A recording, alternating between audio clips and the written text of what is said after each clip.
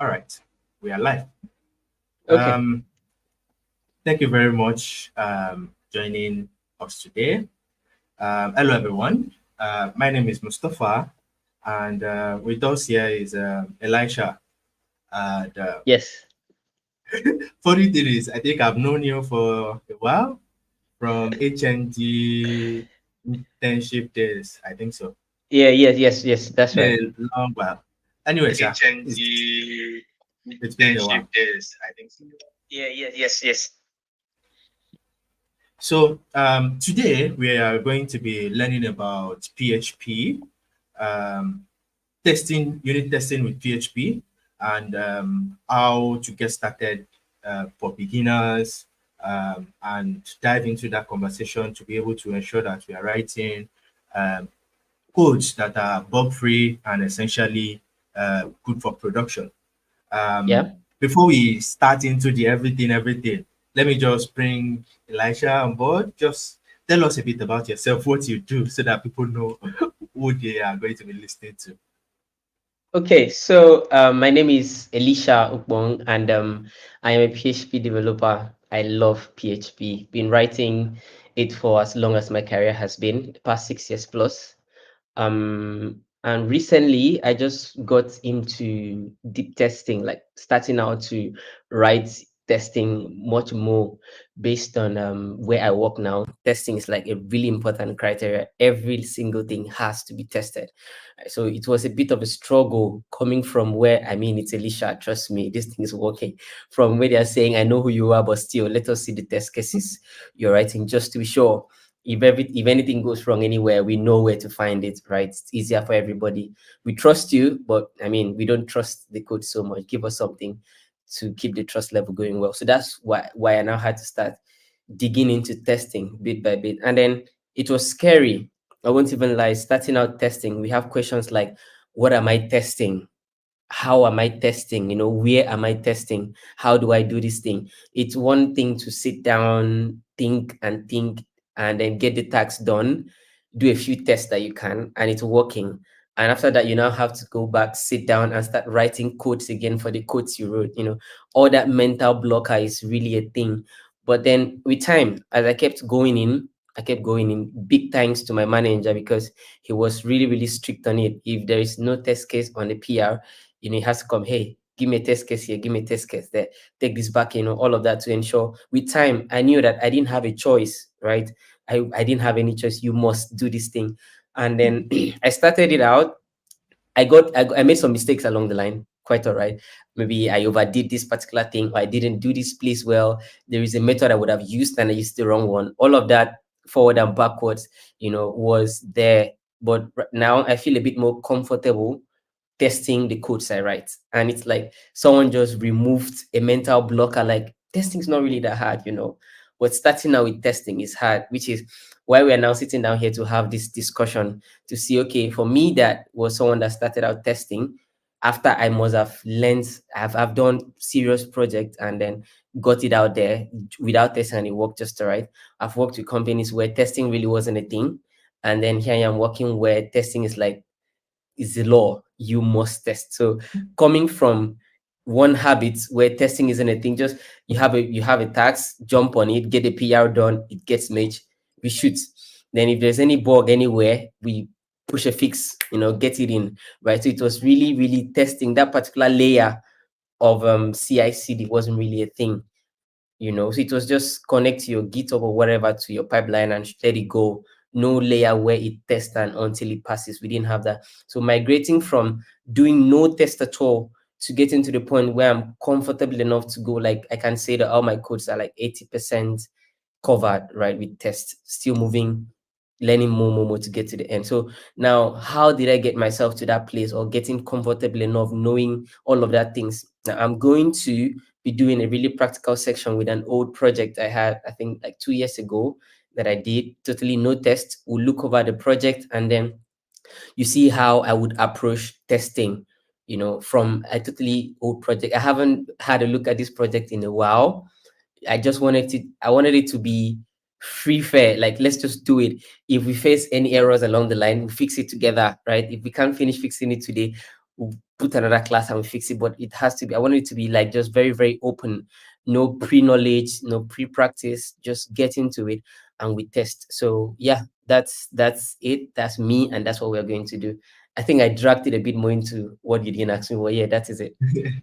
Yeah, it's very nice to hear the background of everything we're going to be discussing today. I think we should just dive into it already. So Okay. I am going to bring you to a screen. Um, yeah, so you can see that You you see are my able to. screen? Yes.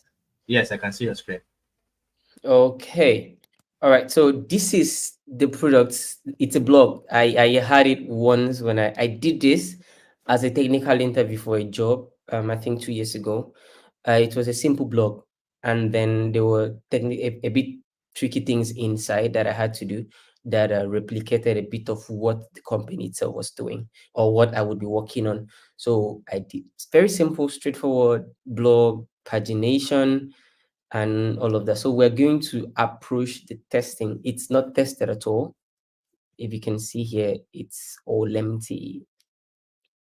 Yeah. Feature test, I So think these are just, yeah, this is a bland Laravel application. These are the tests that comes with the application.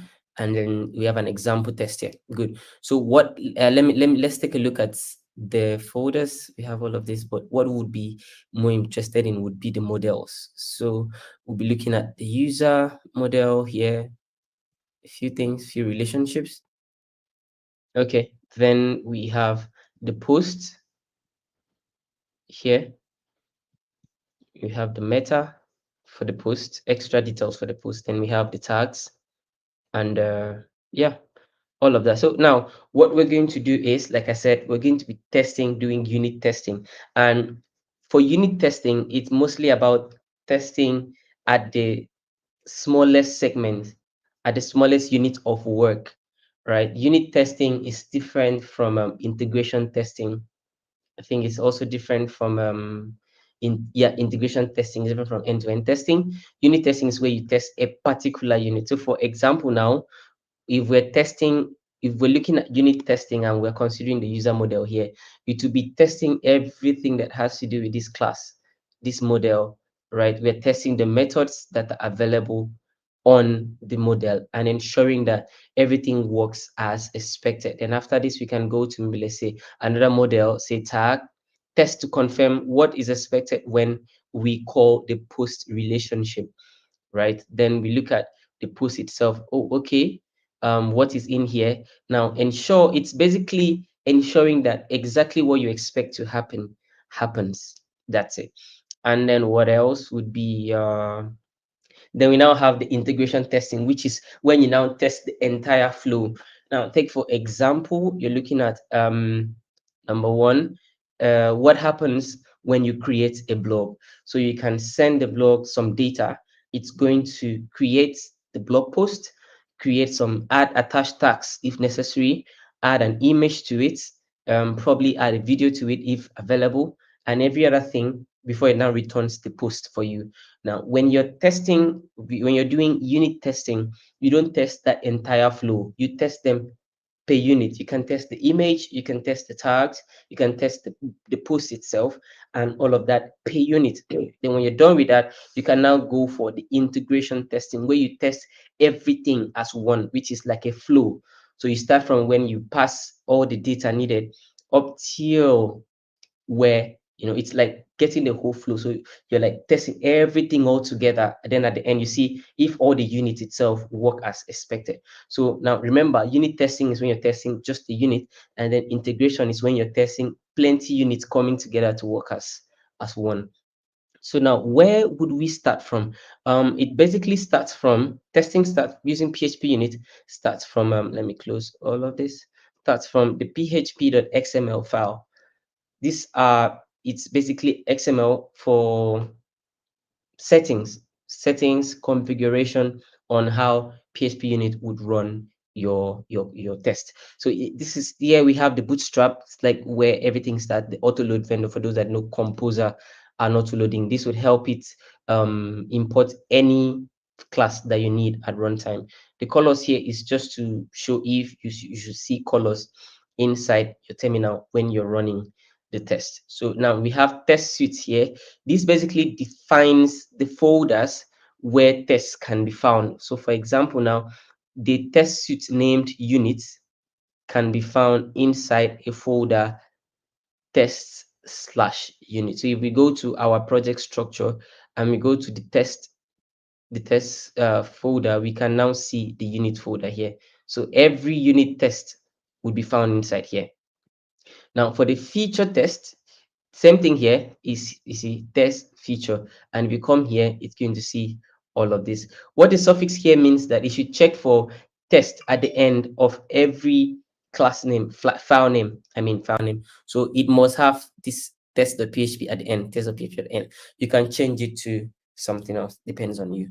Then these are configure environment variables.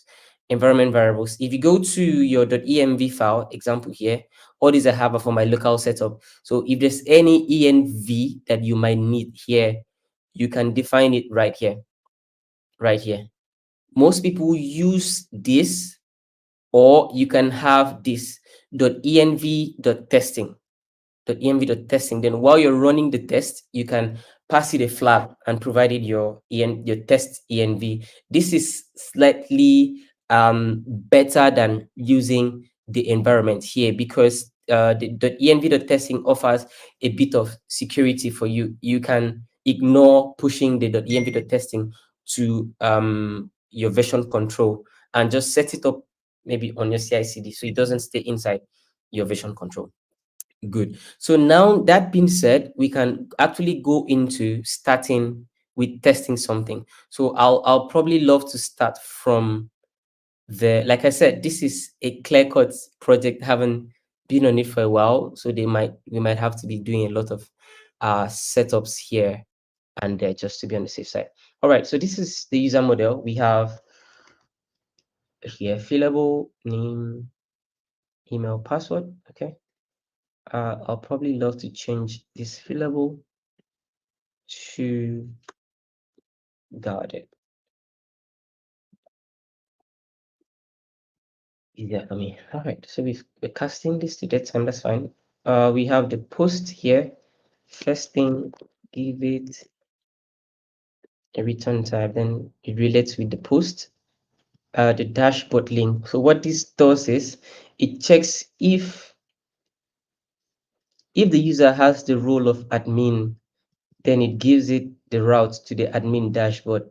But if it doesn't, it gives it the route to a normal user dashboard. Okay, that's we are going to test. This should return a string. Date join attributes. This is an accessor. This should return a string too. So we will start here. Let's create on the terminal now. Let's create a test case. No, go here, units, new, create class, PHP class. So user test. Good. So we can now extend test case. Test case, all test cases in Laravel must extend the test/test case. Now, a lot of time, one mistake people do is extending the wrong one. Extending this one, PHPUnit framework test case.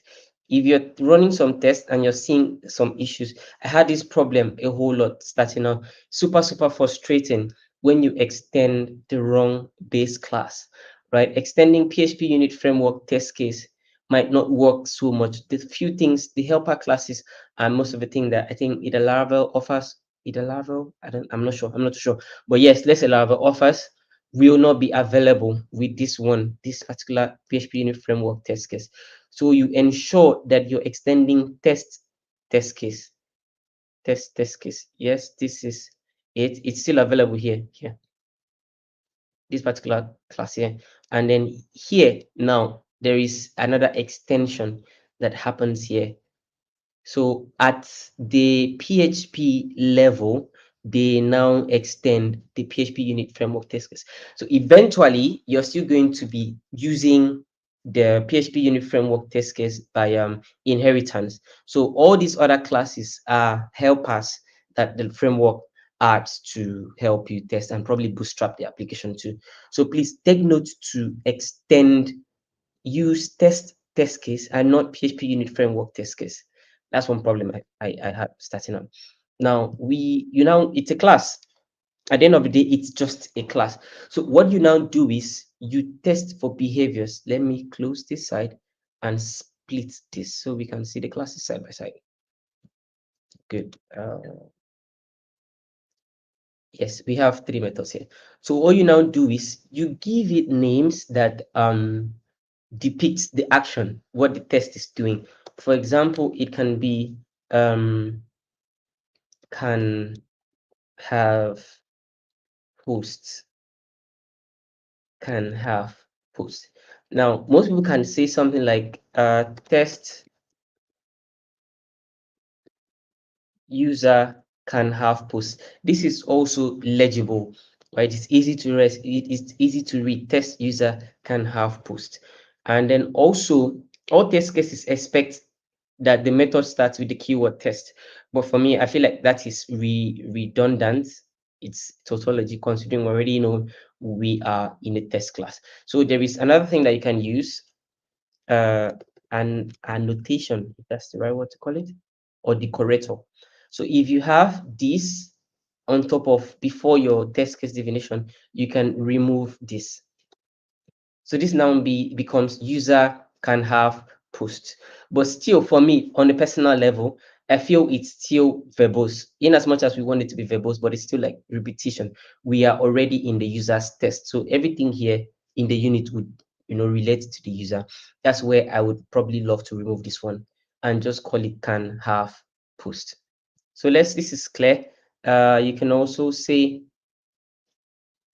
another thing here, can have dash board link, can have admin dashboard link, can have user dashboard link. Then we can also have another one here, and we call it can hit join date attributes. Good. And copy this and put it here. Right, so what we have done here, we have defined 1, 2, 3, 4 test cases. Maybe asking, why do we have can have admin dashboard link and then can have user dashboard link? Good, I'll answer that question. So now, if you look at the model we have, you can see that we have 3 methods, post. And I now pick this and say can have post. I come to the test. So I'm just testing the methods available on the class. You test just the public methods. Just the public methods. You can forget about the protected and the private methods. You can just let them be for now, because you probably, yeah, let's just forget about that one for now. So the post, I'm now mapping the methods I have to the test cases. That's the number 1 step. When you're thinking of where do I start to test? Where do I start to test? The answer is start from the unit. Start from the simplest unit of your program, which is the classes and mostly the model. So you go to the model, you open your model class, and then create a test case. Know where you create it. If you are doing unit testing, there is a unit folder here. You can create subfolders inside them if you want, and then from there you try to have one test method per class method, which is what I have here. Can have post, can have admin dashboard link. This can have admin dashboard link and can have user dashboard link is an extension of this. Now, if you look at this particular method here, dashboard link, based on the role that the user has, it returns different things. It returns admin dashboard and it also returns dashboard, which is why I'm having 2 tests for them. I want to be sure that if the user is an admin, it's going to get an admin dashboard route. I also want to be sure if the user is not an admin, that's a normal user, it can get the normal dashboard link. Then I now moved on to something else, the date join attribute. I also want to be sure that I can get the formatted, created at date as a property called date join. So if you now see, there is a map, there's a relationship between the two classes, the class that I have and the class that I want to test. So let's go. No, still be there, still be there. Good. So can have post. How do we test if a user can have post? First of all, we create the user using factories. So we can say something like user equal to user factory create. Good. So with this, we have an instance of a user here. Then the next thing we can do is create post.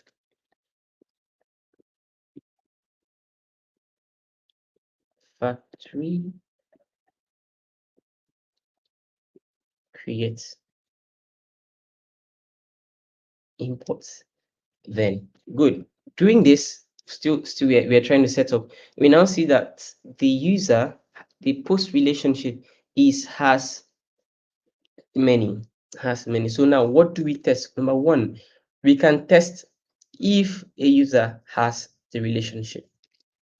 So one thing is user this assets database has. I like using this. So after creating can have post. Let's add one more test case. Almost forgot. Let's add one more test case. Can create user. You see, now the thing is, as you keep creating, you start seeing what you should test. The more you test, the more you know what to test for. But I'll keep this one on the low for now. Let's finish here. So user factory creates post factory create. One thing I'll do now is to assert that the creation this actually hits the DB, and then I also assert that actually the post 2 is available on the database layer. It's been persisted. What you can do here is let's check migrations and see what is available on the user table. Database migration users. Okay, so a user, can close this for now. Split this to the right. User class. So a user should have an ID. A user should have a name.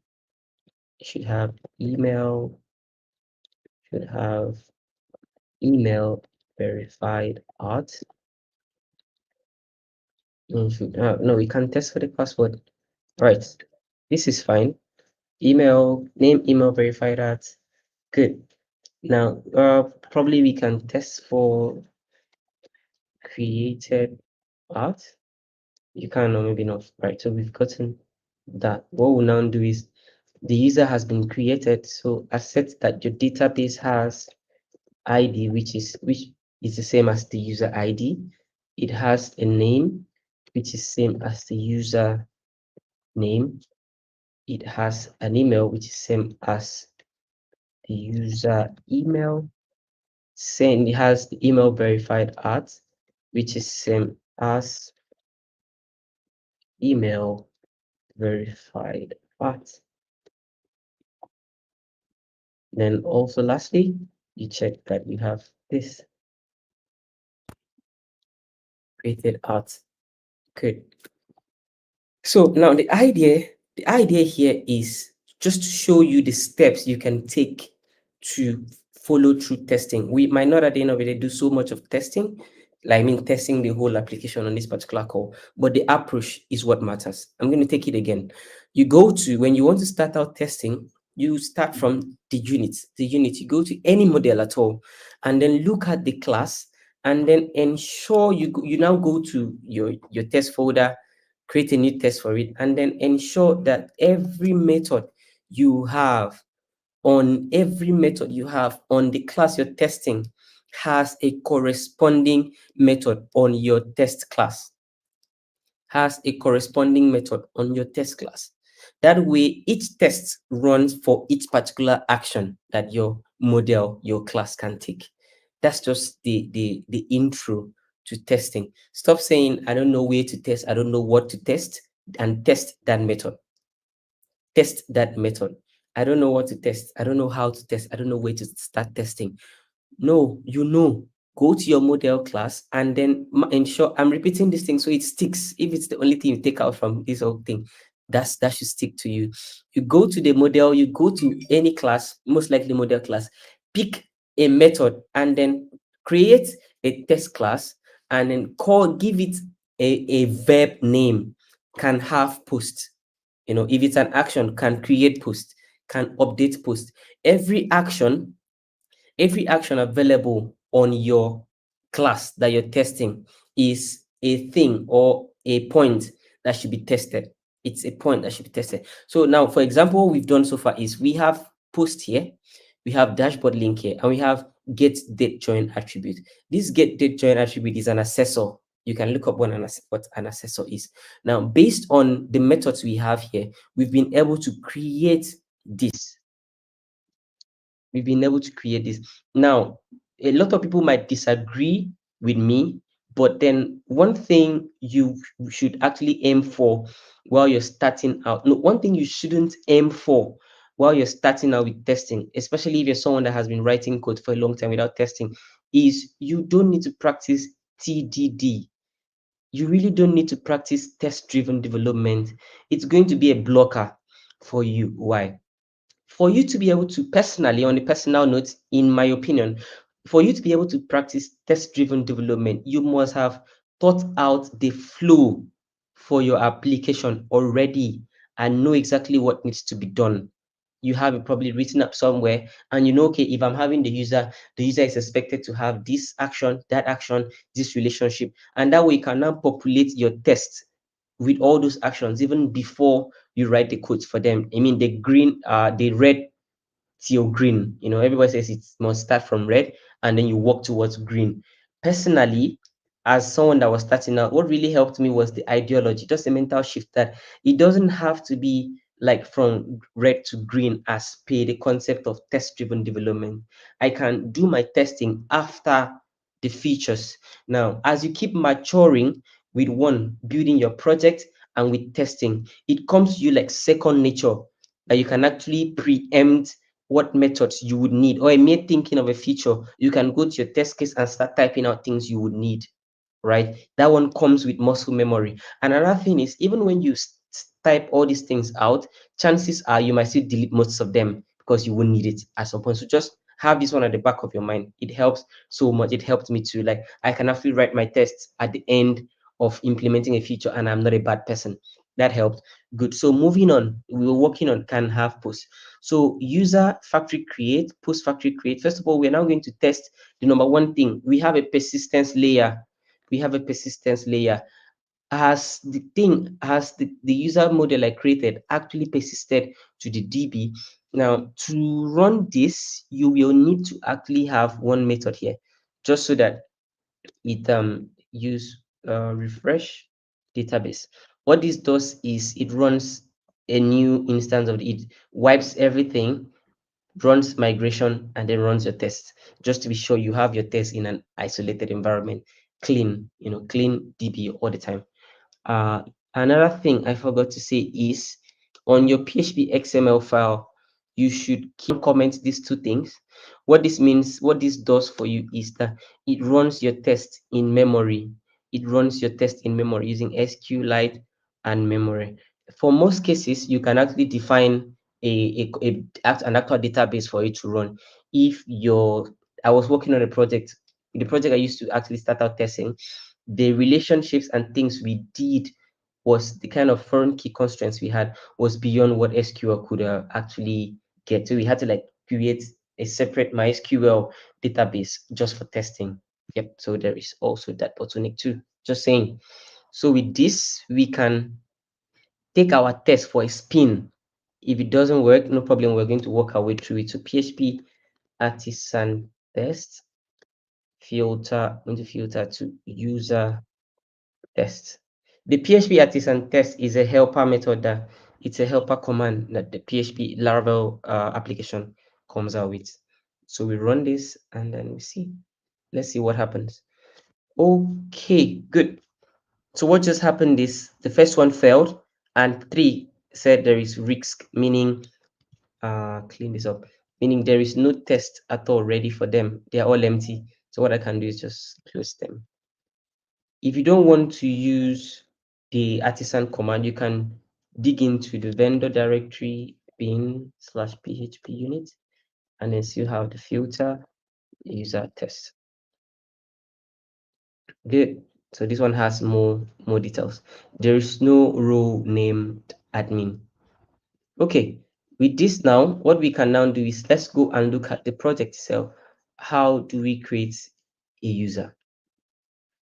How is a user created? First of all, we go to seeders, user seeder. Okay, so you create a user and then you assign a role to the user. All right. Then before that, there probably has to be a role available. All right. So we have to create some roles that we can use. Good. So it's just, we're trying to replicate what the flow we have. So now what we can now do is, before we can create a user, let's where's the seeder? Copy this, bring it here. User, assign role admin. So before we can allow this run, there is something we call setting up. So for the user to work perfectly, we have to create the admin role. So what we can now do there is role factory create. Then we can pass it a state. In the state, we call it name admin. Import this. Good. So with this now, we have the role set up. Take this string line, take this string line. Good. So this way now, our user factory can go. Now, anything that doesn't really tie to the model you're testing, but it's like setup process for it to be able to run. PHPUnit supports a method called setup. So what happens in the setup method is that you'd run every base thing that you need as a setup for your test to be able to run. It's also good for abstractions, but we'll probably get to that point. So that means the role should happen in the role should actually happen in the setup. As soon as you define the setup here, it is really pertinent that you run the parent setup. This is another big problem that people starting out, I mean, personally, when I started out with testing, I had this huge problem where I define a setup method in my test method, which overrides the parent setup method, and I don't call my parent setup. One thing you're really going to see as a problem is if you're, I mean, aside every other thing, one thing you note most is if you're using the faker, if you're using faker, is it this faker? Name, you have to use faker. Faker here. Good. So if you don't have parent setup done, this is going to throw an error. Anything you do with faker will throw an error until you have this run. So whenever you're overriding, if you're defining a setup method in your class, please endeavor to call parent setup and call it above any other custom logic you have. So it runs first. Okay. So role factory state name admin create. Let's hope that works. And then here we can actually assign it. We go back to our terminal. I'm using the latest UI, PHP Storm UI, just in case someone is wondering. Let's see what happens. Failed. Okay, what failed? Call to undefined factory. Spatie doesn't have factory for this one. Okay. Then what we can do is just create it directly.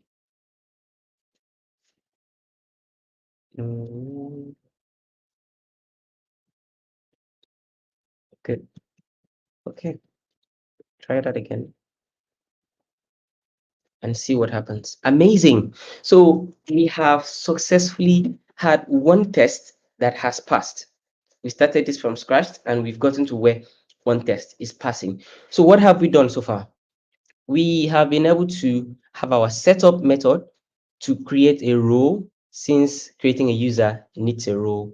And then after that, we create the user itself. We have the factory. Let's just open the factory so we can see user factory. Good. So this returns, gives us a name, gives us an email, email verified at, password and member token. So we now make use of that in the test. Now, after creating the user, we assign a role to the user, and then we create a post. We are not sure if the post is working well yet, but what we've been able to do is to create a user and actually ensure that the user can be created. That means persisted in the database.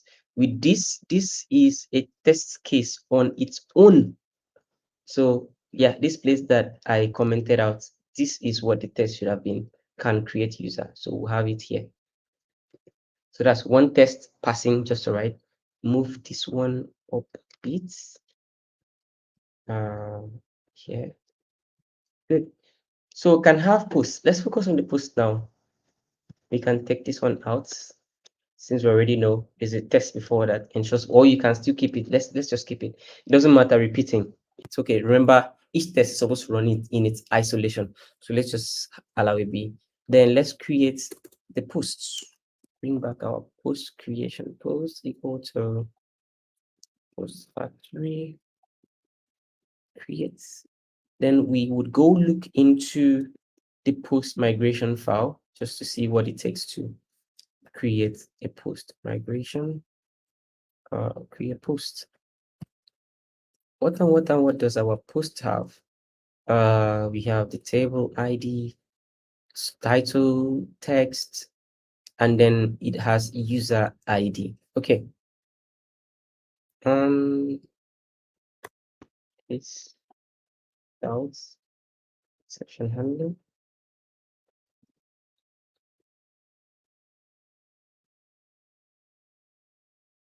Okay. I was expecting an error, but let me check. Let's check the factory and see what happened inside. What's happening inside the factory? Okay, so inside the factory here, we have the title, we have the text, and we have a user ID. I was expecting it to fail because I didn't pass it the user ID there, not knowing that we already had the user ID set up inside the factory. For those that don't know what the factory is just where you define a skeleton where you can use to then create dummy records quickly. So like here, we've already defined what it is, what is expected from the DB. As soon as we call the create on the factory, it just populates the DB, the model, and then persists it to the DB. So if I remove this, we'll get an error from that particular test where we had the user good. So it says, what does it say? Integrity constraints violation. Good. There's no post ID. All right. So, but we'll just allow it stay. No problem. It can be, we can override it in the test here. So now what we'll do is we are going to override it. We'll say we need 10 posts. We'll give it a count, 10. And then how do we override the values from the factory? Two ways, actually, maybe three. You can override it here. You can say user ID. We'll use the user we created already. This should work. I'll remove this from here so we know if that worked, and then clear. Amazing, it worked. Okay, so you can use here, you can pass it to the factory method call, or you can pass it to create. Let's test that again. Good, all working. But I love using methods that actually explain what is happening. So here we have post factory. You know, it's whipping up a factory, an instance of this class with all of this ready. And then you're now saying, okay, the count 10, amazing. You're calling create. That's straightforward for me to know what it's doing. So how do I now mutate the values that the factory returns to me? We have a method called state. So I love using state to replace any value that the factory gave me. It just, for me, it makes it easier to read. So when you hear state, you already like know what that means or what is happening at that point. Good.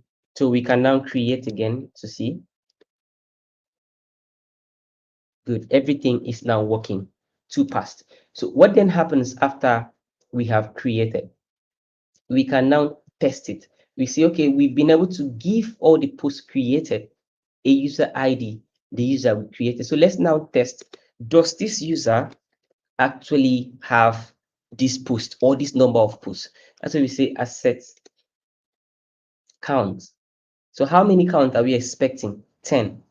So you put 10 here, and then you now give it the relationship post.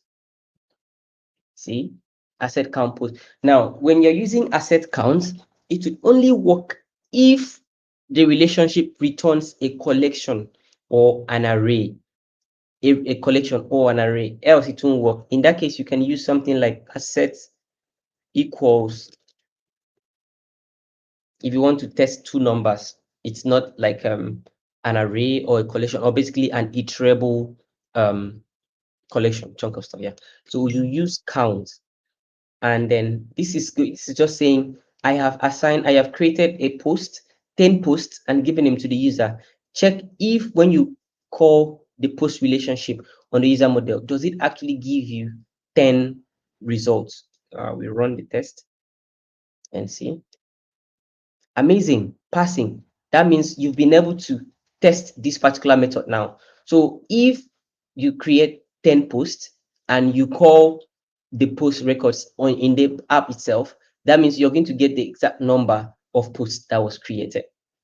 Now, one thing you can further do, which I do, is now to check if it might be too much, but for me, I love testing to a little detail.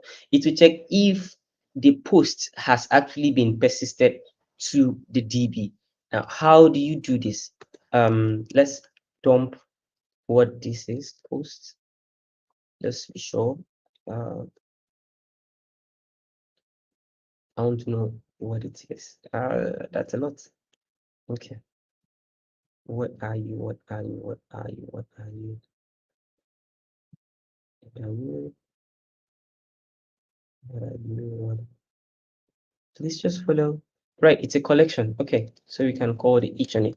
So I can now say post each function post.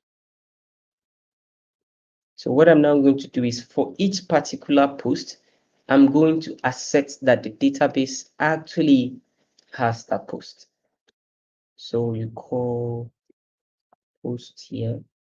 You can either give it the class name. I learned this on Twitter recently that instead of passing the database table itself, you can just pass the class name, and Laravel would pull out the table name from the class. Okay, so what you would now do here is substitute all users for post. So post name here is title. Post here, title, then might not email, post created. Then we need to go and check our migration to see title and text. Okay. We need text here.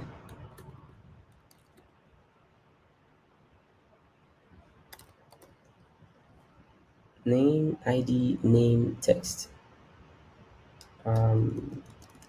I think I'm on the wrong place. Yes. Text. Post text. Good. Created a post. Created a. So good. So what we have done here is that for each particular post, we are going to iterate it and actually check that it is available on the DB. Good. And then another thing we can actually just test is asset instance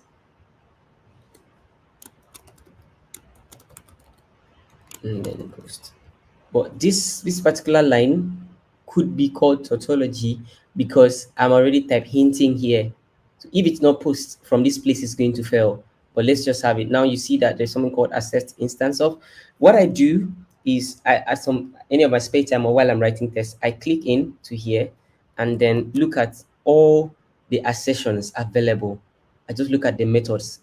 They have a lot of things, assert contents equal. And then with this, anytime I need something, I just have to look around. Okay, how do I test this? Does it have the method for me? Makes it easy. So look around a bit more.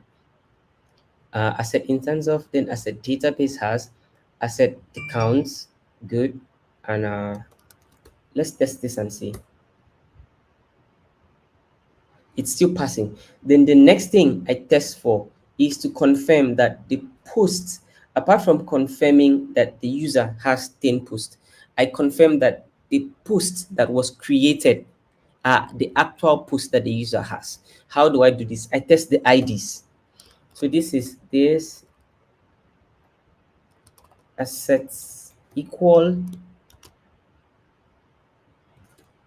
post clock ID. This is going to get just the ID value for all these posts. And then the same thing here, user posts block ID. Push this out a bit. Good. Let me open this, take this down a bit so everybody sees. So we first of all, we've done setup, we've done can create user, we are at can have posts. So I created a user, assign it an admin. Am I at the right place? I'm doing things at the wrong place.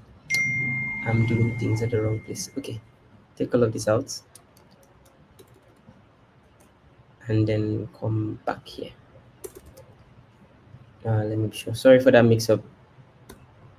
All right, can let that one go. Can have post. Good. So asset database as we've asserted that the user has been created. Then we create a post. We relate it to the user we created, and then for each post now we are testing that the post is actually an instance of the post model and that it is available in the database.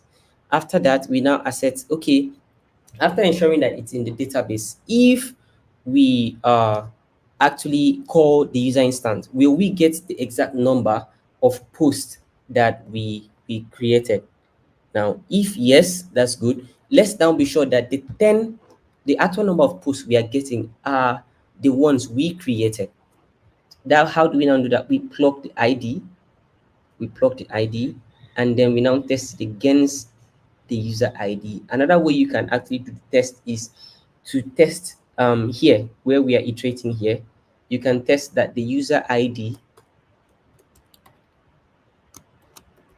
is actually our user.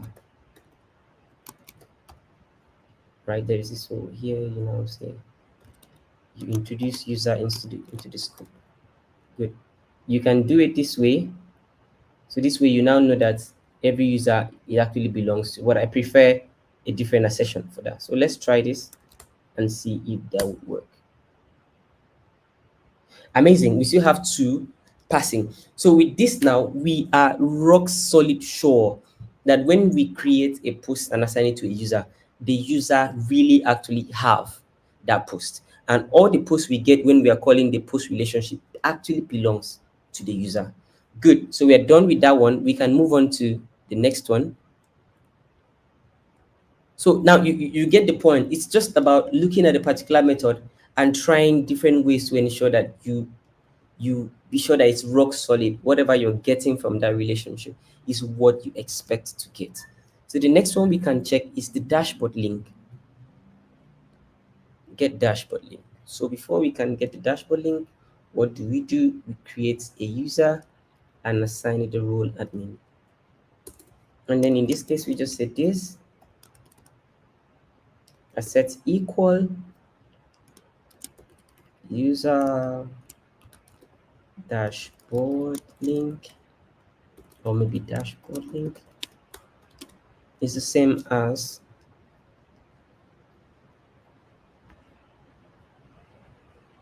routes admin dashboard. Good. So this is it for here. Let's try that and see if that will work. Okay, it's failing. Why is it failing? Why is it failing? Fail asserting that that. Good. Okay, let me do this. TD.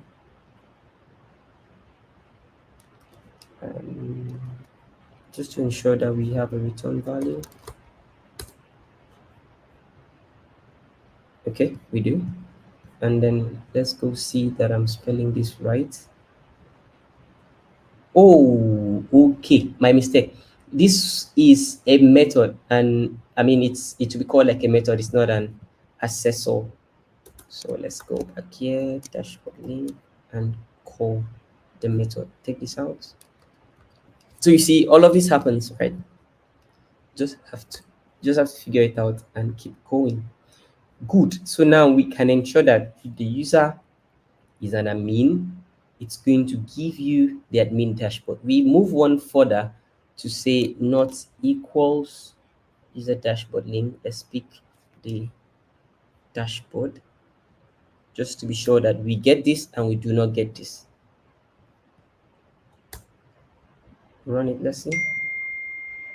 Still passing. That's good.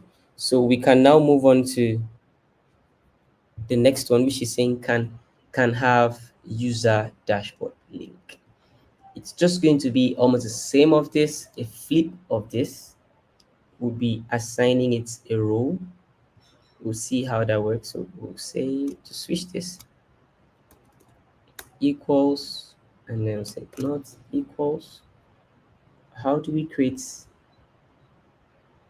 users that are not admin? Check. User seeder. Okay, you assign it the role user. Okay, so if you're following along, can you think of what we would have to do now? What do we have to do now? We would have to create another admin, another role, and call it user. Call it user. Then here, take this out. Good. Here we can say, okay, we've created the user, assigned it a role, and then assets to be sure everything is fine. Now you've seen how we've been able to move from creating just the user. Here nothing has to do with post. Here we're not putting anything about post. Then we moved on to testing the post, and then for a post we're actually testing post, so we now brought in post here. And after that, you now see we are moving on to test for the admin list. So whatever the return value for your method is, or whatever action it is that your method takes, is what you're testing for. And one thing is your unit test should pass. I mean, ideally, your test should pass whether it has access to the internet or not. Your test cases should not depend on the internet to pass or fail. If it depends on the internet, then there's something you're doing wrong. No network connectivity should be available, and your tests should all pass well. So if there's any parts where you have to depend on an internet, then you should actually look into making something we call stops. Stops, I think, yeah. Okay, should it be external? I think external connectivity, but well, you can check it up. Assign role. Let's test that a normal user role only has access to the user admin. Good. So far, 1, 2, 3, 4, we've been able to test 4 parts of our application. So let's test the last one now, and then I think we can literally call this class a wrap, because it's the same thing I'm going to still do over and over again. Or maybe I can just probably test just one more model, maybe one more model. Let's see how it goes. So what are we testing here? Look at the model itself. What are you expecting from the model? We're expecting created art, but in a particular format. All right, so we can create the user one, create, and this doesn't actually matter if you have a role assigned to it. So you can assign it or you can let it go, since you're not testing for roles. And then you can now say this Assets. Everything in testing is about assertions. Assets, assets, assets, assets, assets. Okay. Assets same would say user date joined and then user created part. Let's run this and see. I'm expecting it to fail. I'm expecting it to fail. Good. One has failed, telling us it is not the same thing. It is not the same thing. So what do? You now format it by yourself. Format it by yourself. Fine. Like you see now, what testing does, what testing basically does is taking the logic you've implemented and testing it against another logic or another thing. So for this particular final test, it's an abstraction that we've done. Date join is an assessor. What does it return? This. So now what are we testing? We're testing that whenever the user uses this assessor, that we would actually get what we expect. And that's the logic. You have something written down, you're just trying to be sure that the thing you have written down is going to be what you get when you use this feature later on in your application. So let's run this and see if it's going to work. Good. And we have all test passing. We've been able to be sure that, oh, first of all, we can actually create our user. Let's start from the beginning. First of all, that we can actually create our user, assign it a role, and it is seen in the database persistence. And then after that, we can actually assign post for a user, and the user can get the post. And then we now test, okay, can we get the admin dashboard if the user is an admin, or can we get a normal dashboard link if is a normal user, not an admin? And then finally, with test, can we get the join date? So all these things are just looking at what your method does and then providing hard coded values for them. If they're not the same with the hard coded values, then there's high chances that they won't be the same with the dynamic values when you use it later on in your application. So with this, we've been able to test our user model, fully tested, fully tested. The next thing probably we can do here is to see, can update user. So what I would want you following along is to write this test for yourself, can update user. So first you create the user, just to write, assign it the role, accept that it is there, good. And then you can now here update the user record. You can do it using user updates, and then you pass it the values. After this, you now do another database assertion using the updated values. Let me just comment about this. So if this passes using the updated values, then you've been able to write a test case to test if the values in the database would be updated when you pass new values to update the user. One problem here, if you get an error, might be that your user variable here is storing this one. So what you can do is to call user fresh on here. So that means the program would do a database call and updates the values in the user variable before you get to run it. So yes, this is, I think, everything. This would be a really good intro on the ideology with which we approach testing. And look at it from an empty class file. We've been able to work it up to 128 lines. That's a big one. So yes, this is how you approach unit testing. God willing, we could probably have another session where we talk about integration testing, which has to do with actually hitting the endpoint, passing it data, and then seeing, testing if we actually get all the flow done properly. Okay, so this is how the app looks, but we're just doing testing the unit. Subsequently, we might have to get to the point where we actually test the views, what is being displayed. Are we actually seeing the name of the post that we created? Can you find the view more button? And all of that can be tested, but I think we'll probably do that on another session. So Rufai, I think that's it for me. I'm done from my side. Yeah, thank you very much for the presentation. I really learned a lot of stuff. It's very interesting the way we are able to create and mock our data, and then to be able to test our mock against the real database itself to be able to assert Yeah, that every this point actually exists. yeah, this actually exists and every point exists. So something that you mentioned earlier that I wanted to is, how do you enforce, if you are in a team, if you are leading a team, how do you enforce that everybody writes unit tests, and how do you programmatically automatically test that this on GitHub or whatever setup you have, that Yeah. this is actually being tested before it goes to production or before it comes to group review, peer review, anyone? Okay. Okay. So I think one, a lot of companies don't see the need to write unit testing because it adds overhead with respect to time.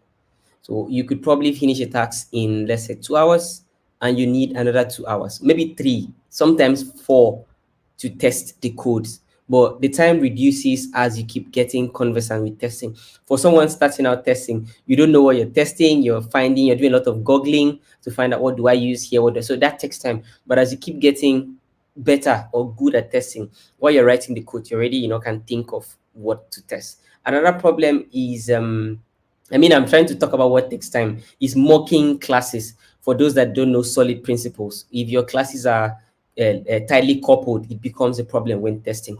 That's by the side. So now, what we could now talk about with testing and enforcing is it's actually a culture thing.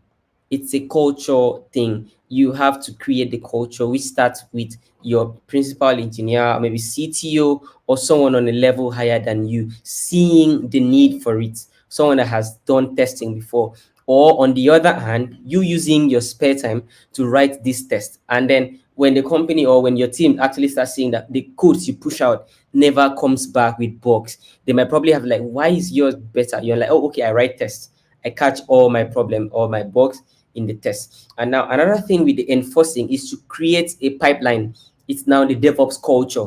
How do you guys deploy to production? And then you put in a testing layer there. So if the test doesn't pass, then it stops the deployment process, But then if you have your test layer there and there are actually no tests to still pass, right? There's nothing to stop. So when you have that layer there and then start telling people, hey, test, please test, or you point them out, like what happened to me, right? I'm a clear example here, or someone that didn't do test and they migrated to testing. It was about my manager having to look at my peer, hey, put test here, test this thing, test that thing, test that thing.